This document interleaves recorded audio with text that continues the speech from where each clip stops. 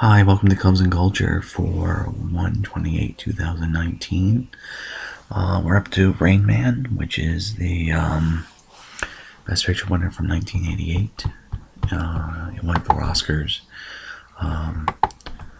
Let's see if I can't bring it up. Picture, actor for Hoffman, direction, and screenplay. I mostly like this movie. There's sort of an issue with Charlie, who's played by Tom Cruise.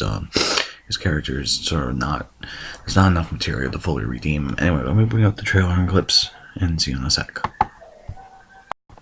Okay, so Rain Man is the story of Charlie Babbitt, who finds out he has an autistic savant brother named Raymond, and Rain Man is how he used to say the kid when Charlie was like an infant or toddler, saying Raymond.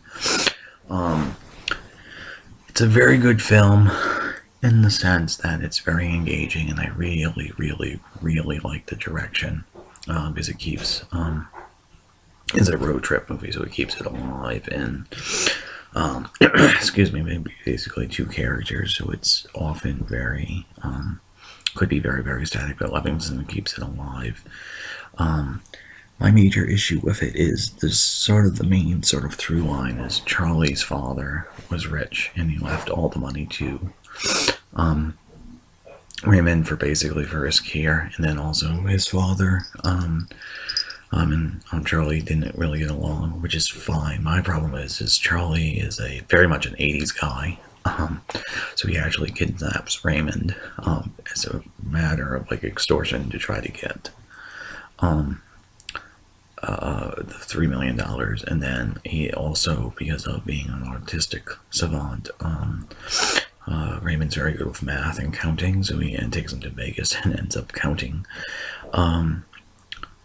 cards to get out of this bad con involving cars, everything like that. But the problem with it is the screenplay just doesn't chew that material strong enough, because it's supposed to be a little bit like a redemption story for Charlie, as he goes from sort of an 80's guy to connecting to his brother. But it's over a course of 6 days, and it's just not enough material in terms of being fully believable that he would have done that, because it's simply too short. And then the film doesn't deal with the exploitation of Raymond's abilities very much really here, and that's why I'm showing this scene,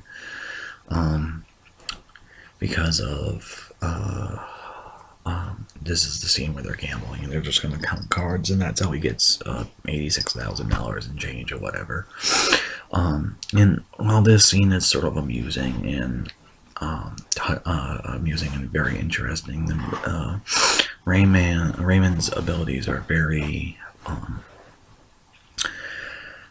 but they're almost plot devices, and the movie doesn't really deal with, because it tends to treat, like, this is my other huge problem with this, is because you're dealing with a person who is not neurologically typical, and you sort of treat it as sort of a plot device to move along this 80's guy, to stop being such an 80's guy. Then it feels very exploitation to me, not only in terms of Charlie exploiting Raymond, but the film itself is sort of exploiting the autistic savants and not neurologically typical beings as sort of a person for sort of just making it all about his abilities. That, like, his only reason why they connect is because he's useful to his brother, and getting this $80,000 to get out of the money. And it just feels a little bit wrong to me, especially since Dustin Hoffman is neurologically typical, and so there's, like, his performance is strong enough that it doesn't collapse into, like, I don't know what the term would be, but sort of like the autistic version of blackface. Like, there's no mockery in the film of Raymond from Hoffman nor from Livingston, and all the humor sort of derives from his brother trying to deal with him. which is fine. It's just not quite enough. And there's scenes like this. Raymond thinks he has a date. He really doesn't. And so Charlie here is teaching him how to dance. And it's supposed to be sort of like connecting to his brother, but the thing is, it's already been through the plot of them getting money. And so because of that, it feels, again, like exploitation doesn't fully work. And the thing about this film that I find interesting in terms of like the best picture, this is the only film that feels very, very 80s to me in this group.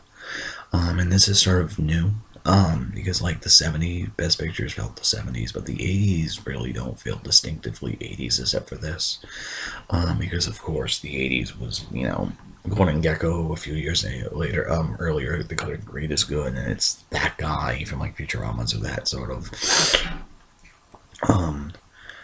con man, which feels very, very 80s, and the movie just doesn't fully grapple with that. And it's really the next scene I'm going to show right here. Like this dancing scene is relatively okay, but it doesn't fully work in terms of connecting, because there's always this question about whether or not Raymond is connecting to him, and which is appropriate for the sort of character Raymond is, but it doesn't fully feel right. And it's really this scene right here where they don't really stick the landing,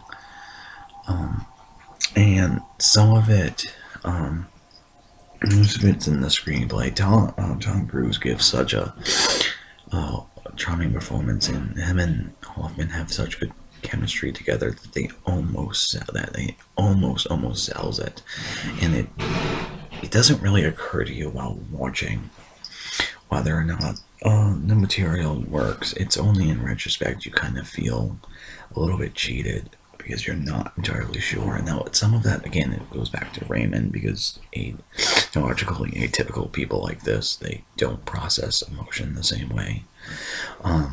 So there's that question. And so combined with sort of the moral qualms of them never really working on him kidnapping his brother. Like, I feel like Charlie should be punished more than just not having Raymond out of his life, because at the end he says, I'm going to see you in 2 weeks, and like I feel like it should be 6 months or something. It doesn't feel like the movie fully grappled with what Charlie did, and so it sort of leaves a bad taste in your mouth at the end that's what's going on. And so because of that, the movie doesn't fully work for me, especially this scene right here. But in the end, Livingston's direction, which is very alive, and he keeps the movie light and everything like that, and it's being zeitgeisty, and it turns out it feels very, very 80s. That this is actually probably the most distinctive film from the 80s section. And so because of that, it's a worthy winner to me, even though it has all these problems I was talking about. So in the end, I do like this film. I do recommend people see it. So that's going to be it for right now. See you guys later.